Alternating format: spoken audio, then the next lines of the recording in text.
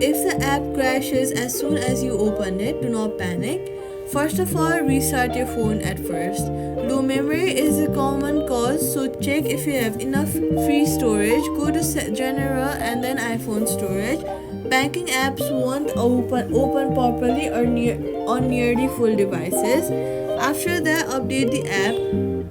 Go to the App Store, search for Capital One, and then check if there is an update button available. If there is, make sure to update the app.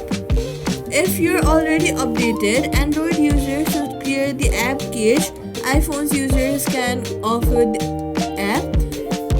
On settings, go to iPhone storage, look for the Capital One app and then offload the app.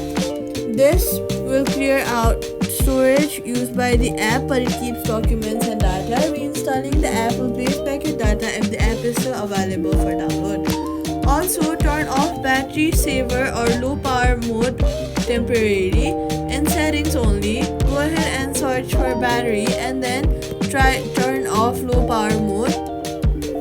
After that, if crashes continue, reinstalling the app will almost always fixes it. And that's it. Subscribe